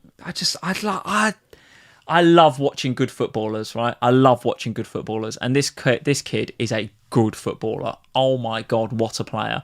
And it's like, in a week where Foden blanks. And by the way, there's another Reinders FPL return since I've sold him. He is trolling you. Oh my God, I kept holding him for weeks and weeks. Sold him. He's been brilliant. Cherki, though, goal and assist in this game was the difference. Absolute difference. And I have to hand it to Forest. Forest were really good in this game, by the way. As soon as I turned the TV on for this one, because it was a early-ish game, I think, lunchtime game. I tell you what, the Forest fans were bang up for it. The atmosphere at the City Ground was unbelievable. Really good, really good. And Hutchinson scored a really good goal after Reinders had opened the scoring. But you know what's infuriating, though? I think, and this is why I decided to ignore the 3:00 games altogether yesterday. So I didn't even know until we were watching Match of the Day that Timber hadn't played for Arsenal. That's how little attention I paid to the 3:00s. Is that when you've trebled up on Man City, so at the end of the game I had a check and I was like, oh, okay, 2-1. That's annoying because the Nico O'Reilly clean sheet's gone. Really irritating. Yeah. Then it was his fault, that goal as well, by the way, in my opinion. Yeah. So can't blame that. Then I see not only is his clean sheet gone, but he's been yellow carded and Gvardiola's got the assist. So that's already peed me off because now there's a significant discrepancy. And I know that there's a discrepancy in the finances as well. I get it, but it's still annoying, right? Then you see the goals and it's Cherki and Reinders that are doing all the good stuff. And it's not Foden and Haaland. And you paid significantly more for Foden and Haaland. Now, I'm not for any... Don't come at me with, well, you're not going to sell Haaland. Absolutely not. But when it's one of those annoying ones, isn't it? A bit like we were saying with Rice. Like, when you've got the more expensive asset and the cheaper one bangs, it's annoying. It's annoying as hell. Do you know what? It's mad, isn't it? Because about not 3 or 4 weeks ago, we sat here and we went, right, power free. Yeah. Saka, Foden, Bruno Fernandes. Them three will form the core of our teams for the next. Yep. And that's and how maybe we need to find Palmer as well. And how are we going to get Palmer in? And we're going to get Wilson in because he's cheap. But that's the power three. That's the core of our team for the next few months. And it's just like, here we are talking about Foden to Cherki, seriously. Bruno's out the team because he's injured. And people have gone Saka to Rice. It's like, that's how this season's going. You just got to be flexible. Yeah. But like you, I don't see me doing the Saka to Rice move. I see me doing a Saka and Rice move if I was going to do it. I would be tempted by a Foden to Cherki move. Well, last week, everyone said, is the end of Foden's purple patch because he blanked? And we sat here and I said, no, because if you watched it on Match of the Day, it was really unlucky because he's the one that passes to Haaland. Last week, yeah. Haaland has the shot, it comes back, he doesn't get the assist, blah, blah, blah. There are other moments in the game. Roll forward to this one, that narrative doesn't exist. Because I'm watching Match of the Day, because I obviously, again, didn't watch this game, and I'm thinking, where the hell's Phil Foden? Yeah. The problem with Foden is when it ends. We know this. The thing with City midfield, though, it feels like any one of them can go off at any one time. We've been here before with City midfield, haven't we? It's just as soon as you take Foden out and replace him with Cherki, but Foden he'll get a couple of goals. He's streaky. And when it comes to the end of a streak, he does tend to go for a chunk of time where he does nothing, and then he comes back good again. He wasn't bad. Like, you're talking as if he wasn't in this game. He's like, he hit the post, he was in the game, and last week, he really unlucky not to get points. But I think you're asking for trouble if you transfer him out. I'm not going to transfer him out yet. I'm going to give him the midweek round. But I'm telling you now, if he doesn't return again in midweek, there will be questions to be had, won't there? Because it's like, after this, so it's Sunderland, right, in midweek. All right, Sunderland are much better at home. But after that, then it's Chelsea. So then I'm starting to think about where am I going next. Then it's Brighton before the Manchester derby. You have to start looking at it, I think. And there will be, and if you're looking at money elsewhere, if we are seriously saying that we want to upgrade Guiu, even if we're not being serious about Dominic Calvert-Lewin, but if we are starting to think about the fact that maybe Ollie Watkins is coming back into the conversation again, maybe we don't want to burn a forward slot, then you do have to think about, can you save money elsewhere? And maybe Foden to Cherki is an option. Right now, I would not do it. On the basis of this week, I would not. But if over the next couple we start to see the consistency coming, maybe there's a conversation. That's all I'm saying. The thing with the City midfielders is whoever gets up and around Haaland will get FPL points, right? Yeah. And while Doku was playing, Foden is central and in and around Haaland getting the FPL points. Doku's not been there for a couple of weeks. Foden has to go a bit further left than we'd like in FPL, right? Yeah. I know he drifts centrally, guys, but listen, he's been asked to play a bit more left. So who is it that's getting in and around Haaland over the last couple of weeks? It's not Cherki, it's Reinders. Reinders is a player this week who was a little bit deeper to start with, but then if you watch him as the game evolves, particularly in the second half, when Pep's has a bit, not just gives him a rocket at half-time, presumably, but also tactically tweaks it to tell Reinders to push on and support Haaland more, he's the one that gets the points. Yeah. It's like, Haaland is so good at just the hold-up play and the occupying defenders, we've said it week after week, that whoever's there with him will benefit. And when Doku plays, or when Semenyo plays there, because that looks like that could happen, that transfer looking like that's going to be on, then they'll have a proper bona fide left winger in either Doku or Semenyo. Foden will go back central, support Haaland and get the points. That's the narrative that I'm going to plug, and I think it's right. Well, if Semenyo goes there, which you're probably right, that adds a whole new element of chaos to who we pick in FPL, and some people will then end up with 4. But I think that if Semenyo goes there in the summer, Semenyo goes there in the next couple of weeks, which it looks like he might. I think that makes Foden just a brilliant pick, because then it's just Foden goes back into being like the danger man off for Haaland. Yeah, but I think if Semenyo does go there, you've got a whole other conversation about, well, do you just have Semenyo instead because he's cheaper? Well, no, because those wide players don't tend to be the ones that get all the FPL points. They don't get the braces. It's whoever's in the centre supporting Haaland ends up with the braces. They will end up with some assists, those guys. Yeah, but I think we just have to wait it out with them. Well, I just think we'll see a regression in XG from Semenyo, but maybe more exciting. I mean, the reality is that we are trebled up on Man City anyway, as a lot of people are. So it's going to be a case of watch and wait and just see. But if Foden blanks again in midweek, Yeah, you can see People it. will start selling him for Cherki. They will. You can see Particularly it. if Cherki gets a return in midweek. All right, very quickly, we've got to do Man U 1, Newcastle 0. Oh, God, this one feels like it was ages ago. Does feel like a long time ago, yeah. I don't want to talk about how Dalot gets an assist for a throw-in like that. It blows my mind that he can get an assist. I don't understand why you've got such a problem with the assist from throw-ins. Because it's just it makes a mockery of everything, doesn't it? No. The fact that Rodgers can't get an assist for basically a great assist for Watkins at the weekend, yet Dalot throws it in, it gets cleared by a defender. One defensive touch. And then I understand. I'm not saying it's not the rules. I understand the rules. I'm saying the rules are crap. No, but it's a dead ball situation. So you get an assist from a corner, like Rice did. You get an assist from a free kick. It's the same principle. You get an assist. But Dalot throws it in. Yeah. Like, it's not even aimed at anybody. It just throws it in. The defender heads it away. Yeah. And then Dorgu scores Worldy. a thunder bastard from nowhere. It was a lovely goal. So, how is Dalot getting an assist for that and Rodgers is not getting an assist for picking the lock through a very good Chelsea defence to get Villa back in the game with Watkins getting the goal? Like, I understand that's the rules. I understand why Rodgers is not assist. I understand why Dallow's an assist. What I'm saying is, I don't agree with the rules. The rules are shite. Because how Dalot can get an assist for that is a joke. They've been the same for years. You are funny. It's a joke. I'll have to listen to this again in the morning when Mr. Ron goes off and one about assists as well, I'm sure. But, yeah, look, this game was interesting. I was watching Great this goal one. by Dorgu, by the way. Very good goal. I was watching this game, a little bit scared, if I'm honest. A little bit scared because I did not go for a Manchester United player. When everyone else was going Bruno Fernandes to Cunha, You're going to be even more scared when they play Wolves. I thought, it'd be a great idea to go for Wirtz. In the end, it was a great idea to go for Wirtz. Very happy with you, Florian. You got to keep it up now against Leeds. I said to you, or maybe I said at the beginning of the stream, I can't remember, my original plan was to go target Wolves. Let's just one to the other to the other. Well, clearly I'm not going to sell Wirtz now.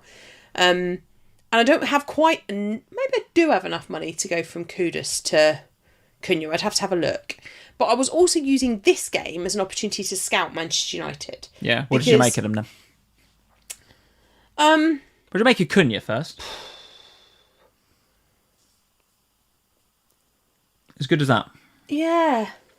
I wasn't really that impressed by Manchester United's attack, to be honest. I thought Cunha was great first half. Did you? I thought Cunha was really good and very unlucky not to but get then points. Mount goes off at half time. That's the key. That's the key. The Mount injury was just one injury too many. They'd lost Bruno, they've lost Ahmad. What's his face is over at AFCON. And Bomo's off at AFCON. It's just like, God, hit after hit after hit. But at least Mount is still there, who's in decent form supporting Cunha. And then he goes off at half time as well. Out? And it's like, what's that? I don't know. I haven't heard the diagnosis, but he goes off as well. And then I think it was just one injury, one loss too many for Manchester United. And in the end, they just struggled in that second half to create enough for Cunha.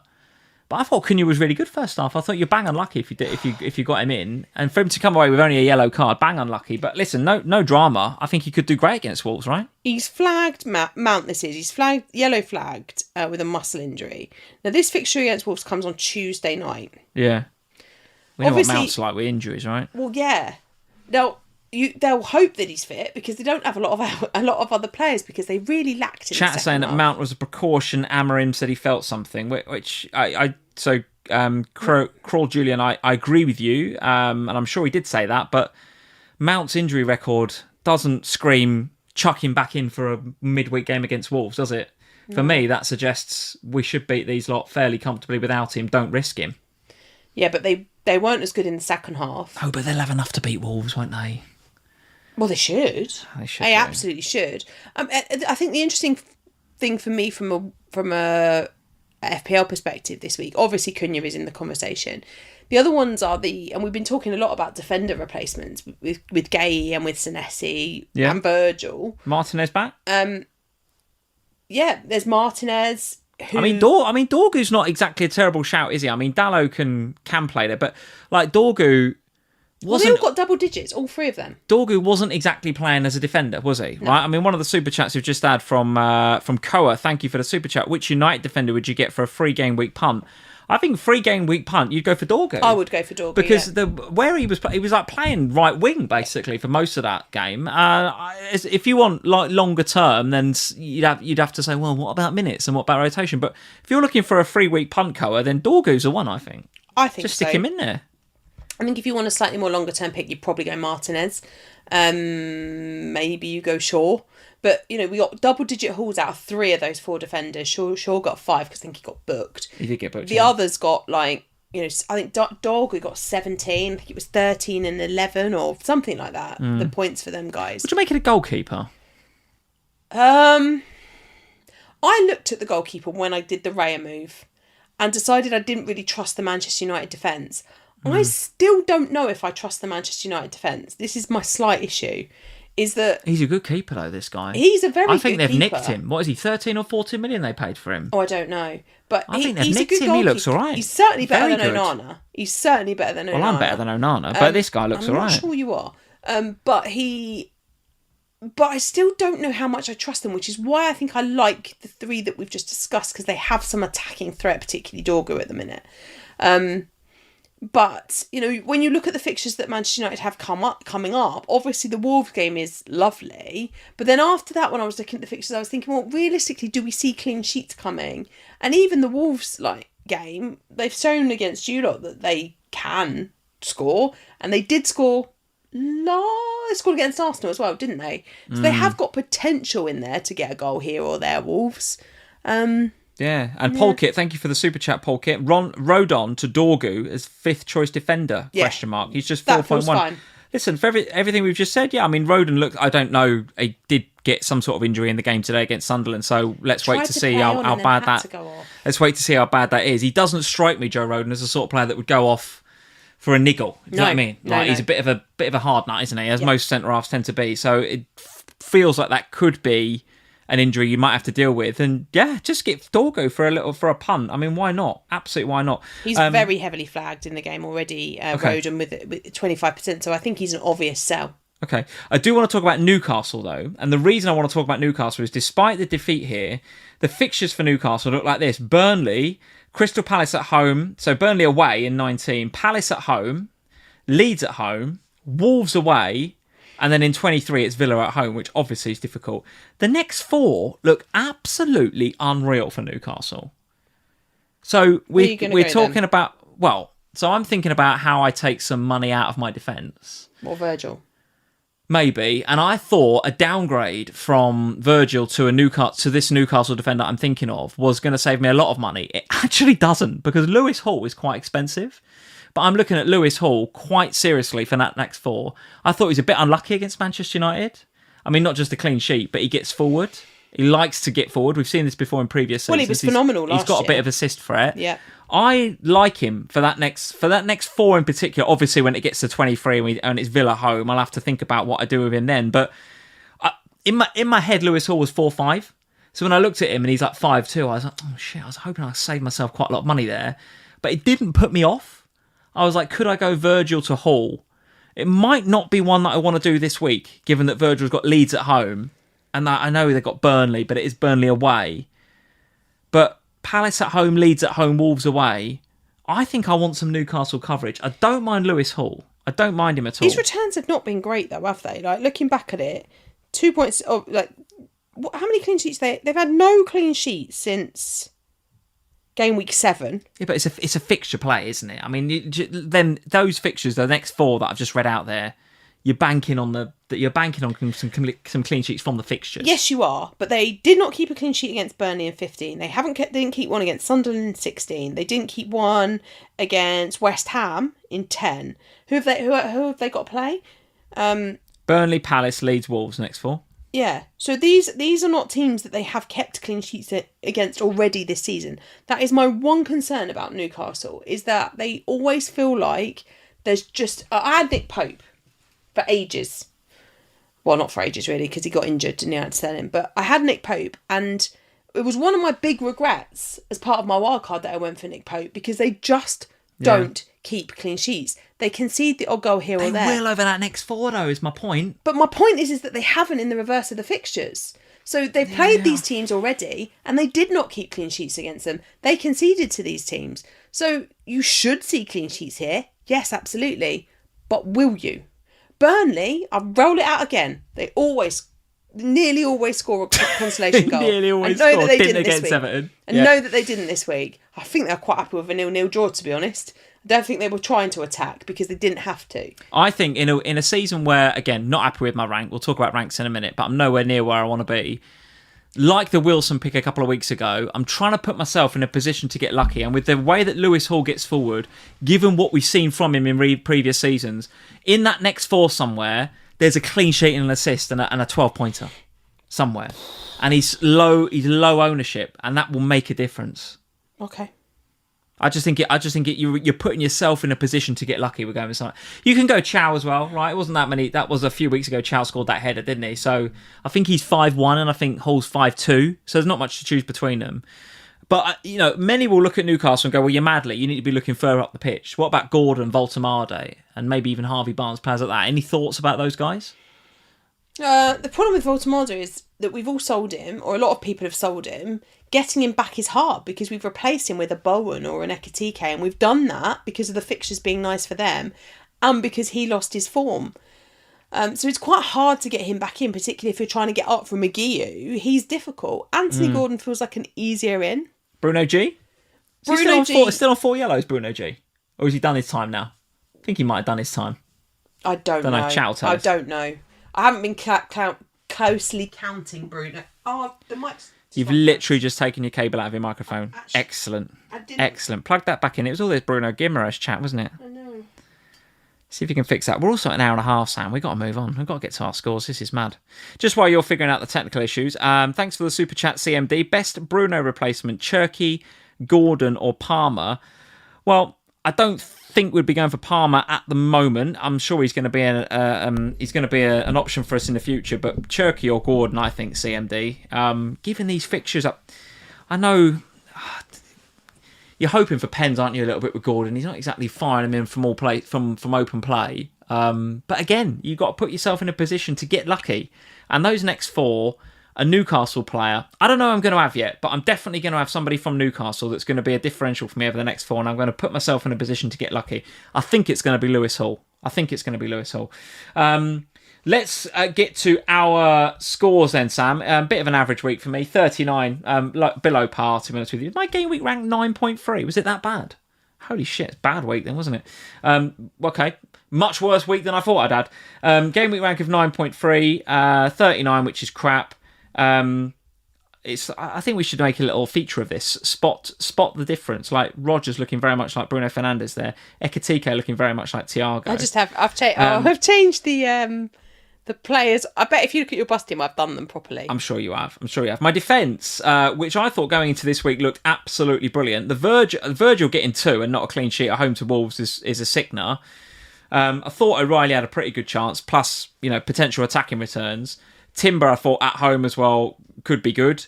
Tarkovsky actually did come in with 8. It was 9, but he got a bonus point taken away from him like a couple of hours ago. Same as Senesi last week. Damn absolute annoying. Joke.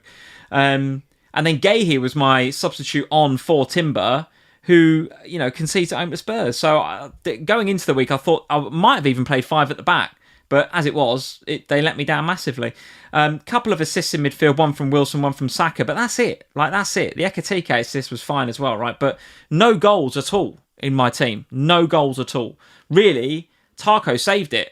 And even then, between him and Keane, I don't know what Keane got in the end. Was it a 10 or 11 pointer? So even then, I've got the wrong Everton asset, haven't I? Probably. Certainly from a value perspective. So, yeah, game week, ranked 9.3, down from 630, 640, down to 783. Rubbish. I was having such a crap season. After a few green arrows in a row, crap week. But like I say, I'm willing to take a few risks with the likes of Lewis Hall to get that back on track. So this is my bus team for next week. They're all looking right now. They all look right now. Raya and Timber, we're going to see how Timber is. I'm going to see how Timber is, because if he's not available to play against Aston Villa, probably he will be the one that goes out for Lewis Hall for me. Probably make that transfer. Timber, yeah. What? Okay. And the reason I will do that is because when I want to bring an Arsenal defender back in, it will be Gabriel. It won't be Timber. So I'll take Timber out for Lewis Hall this week, and then I'll probably do Virgil to Gabriel next week. Oh, okay. Probably. We'll see. I don't know yet. The midfield is probably okay. I'll stick with that. Of the four of them, I'm probably most hoping for Wilson to get something at a lacklustre Crystal Palace, right? And then Haaland and Ekitike up top. Tarkowski away at Forest. I think I saw enough from Forest against Man City this weekend to bench him. But I might change my mind there. But like I say, I want to hear... Who's away? What do you mean, who's away? Is Tarko at home or away? No, away at Forest, according to your ticker anyway. Yeah, because Forest are better at home than they are away, for sure. Yeah. So, yeah, Timber to Lewis Hall might be the transfer I make. Maybe. If Timber's ruled okay, though, would you still do that move this Maybe, week? yeah. Maybe. Because it's Villa, isn't it? And having a double Arsenal clean sheet against Villa, I don't really like that much. Although if Villa went, you would not surprise me if Villa went there, tried to get maybe a draw. I don't know. If Timber was all right, I'd have a decision to make. But if Timber's ruled out of that game, then Timber to Lewis Hall is probably a transfer I'm willing to make. Let's talk about your score. Better than me, 46. Talk us through it. Yeah, well, it's a similar tale of woe, really, in terms of the Arsenal defence. Obviously, Raya not keeping the clean sheets frustrating. Timber auto subs out much better than your gay he won. Mad that. Van de Ven off the bench for an 11-pointer. That's saved your bacon, isn't it, that? I got Van de Ven off the bench. God, you've got lucky there. Imagine that doesn't happen. What are you on? 46 then, minus 11, 35. Timber would have got 2. You'd have been on 37. Holy shizen. That is... Bit of jam has saved your game week. Well, sort of. I mean, I also took... This doesn't include the -4 I took, so I'm actually on 42. So, yes. The defence was woeful, apart from Mickey van der Ven, who... I mean, basically the man is God. Wirtz coming in and doing a really good job. He was the -4, so I was pleased to see the goal out of him because the 10-pointer is very much welcome. Saka, obviously, with an assist is lovely. Kudus... every week I sit here and I think I'll sell Kudus, and then somebody else goes and gets injured, or there's an issue, or something else happens. Genuinely, he was unlucky not to get something out of today's game. He would have been the assist on that third goal had it stood. Bowen, we didn't talk about West Ham, did we? Bowen is a bit of a frustration, I think, but I didn't expect him to necessarily come in and score hatful straight away. Yeah, you do. You're talking about bringing him in because the fixtures look great. He's got a home game against Fulham. We expect him to go big straight away. I don't think I was expecting him to go big. I was expecting him to return. I was expecting something from Jarrod Bowen this week, and I would have been happy with a goal or an assist. I think it was one of those. How long will you hold Bowen for then if he continues to blank? Well, the fixtures now are the ones... So the Fulham game was like, okay, I'll go a bit early because the price changes. Brighton at home, Wolves away. Do you think they get something Brighton at home? Do you think West Ham will win that? They absolutely should win that. Why should they? If they don't win that... I don't think they'll win that. Do you not? No, absolutely not. Brighton are half decent. West Ham are shite. Well... They are all over the shop at the minute, West Ham. Brighton could easily win that game. That's not... Not saying Bowen can't get something in that game. No, but... I mean, you're not wrong. But Brighton, Wolves, Forest at home. Forest are a totally different set. They're a totally different beast, home and away. So the next 3... You want Bowen away at Wolves in, what's that, game week 20. That's the fixture you need him to return. Yeah, midweek and then the weekend. They're the 2 games that I'm... If Bowen hasn't returned this week coming, by the time we finish game week 20 and head into the FA Cup break, if he hasn't returned, then I'll chalk it up as a bad error on my part and moving on. The next 2 are the ones. Okay. Bowen looked very much like Thiago on this one as well. Does he? Very good. Yeah. Go on then, talk to us about next week, including captaincy. Is this a week where we can go against the big man? Where would I go? Wirtz, probably. Wirtz at home to Leeds, captain. Feels a risk, doesn't it? I know I shouldn't say this because he's just bought me a 10-pointer, but I just don't really trust him after the early part of the season. The one thing I will say about Wirtz, though, is another reason he's a good pick is because Ekitike is clinical, right? He's getting the assists and the goals. If Wirtz gets an assist or a goal, he'll get bonus. Yes, and the reason he'll get bonus is because he's doing all the other stuff, like all the link-up play and all the pass completion, and also we don't keep clean sheets because we're crap. Yeah. So he will, like, a goal for Wirtz is an 8-pointer. Yeah. Wirtz feels to me like... I was. I feel like with him, it's like getting back with your ex-boyfriend who's done like. Do you know what I mean? Like you never really trust him. Because he was rubbish the first few weeks. You've had a few like you've been out with this guy. You've had a terrible time of it. You break up because of it, and then in the sort of weird like I slightly miss you territory, you end up back there again. And maybe it's all right for a couple of weeks. Because he started to get his life together. Yeah. He started to look better. Yeah, and you start to go, maybe he's changed. Maybe he's changed. You're such a weirdo. Like, do you know what I mean? So I've gone back there again, and I do wonder whether I've gone back there, and in a few weeks' time, I'm going to wake up and go, you're the same old guy that I dumped back in game week 5, and here I am. Like, do you know what I mean? Like, and so to go all in on him, it's like him basically turning up on your second date when you get back together and going, marry me. Like, that's what it feels like. You had a really good first date with him, and now you're like, I'm all in. And then you turn up for date number 2, and you go, let's get married. Like, that's how it would feel if I gave him the captain's armband. And what'll happen is he'll go, you're a bit weird, aren't you? And he'll blank. Just saying. Fucking what an analogy. Yeah. So good. Tell me, so sounds like you're thinking about Haaland. So I think I'm just going to go Haaland. If you had Matthias Cunha, because there will be a lot of FPL managers listening to this that have got Cunha, would you captain him over Haaland this week? Probably, yeah. I'd be very tempted. Yeah. I'd be very tempted. I'd want to know whether Mount's fit, I think. Yeah.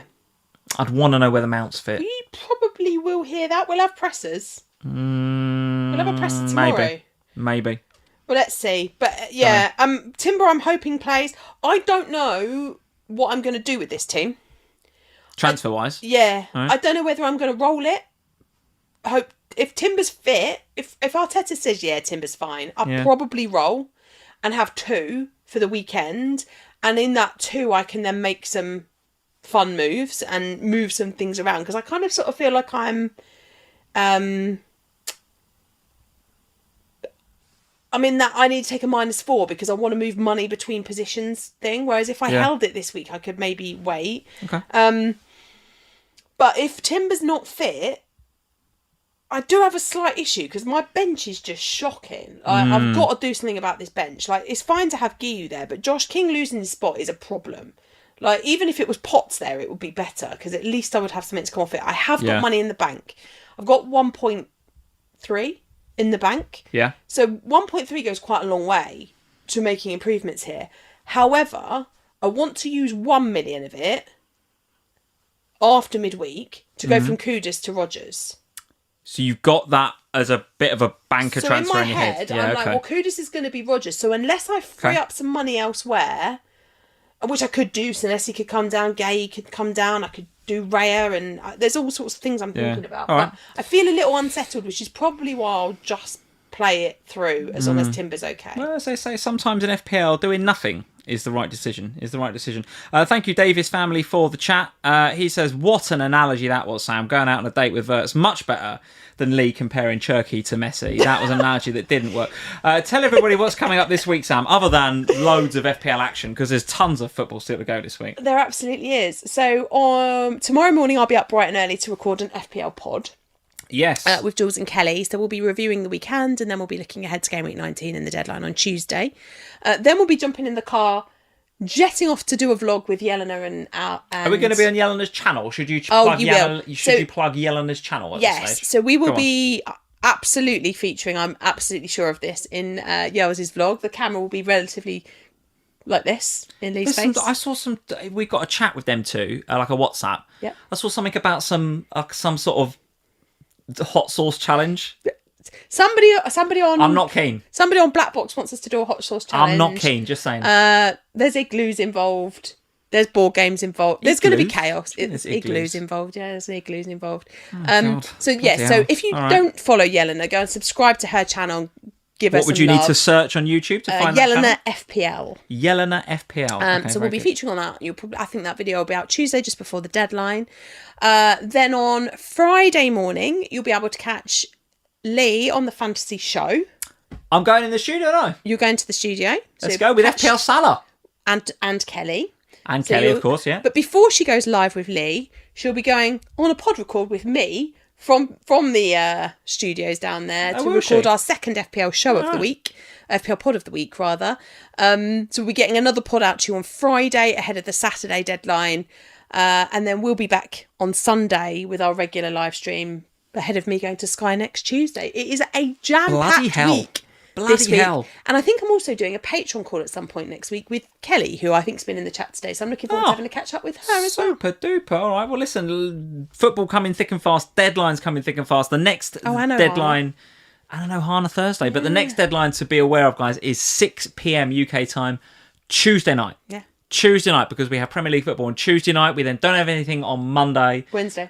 But then we do have more Premier League on Thursday, and then there's another deadline on Saturday morning. Oh my God, bloody hell. How many dates can we go on with Florian Wirtz in the meantime? By which time it'll be 2026, right? So by the time we will next see you, by the time we next see you, this time next week on FPL Family, and you won't miss us through the week, right? We've got bloody FPL show, pod this, pod that, Yellender's channel. We're going to be bloody everywhere. You're going to be sick of us. But by the time we next see you here, live from the FPL Family living room studio, it will be 2026. So if you are celebrating, Happy New Year to all of you. Thank you for all of your support in 2025. It has been a roller coaster year. This season in FPL continues to be really hard, really unpredictable, and really challenging. Some weeks I love it, some weeks I hate it, but for sure, it's going to be a very interesting second half of the season as we go into 2026. So have a great new year.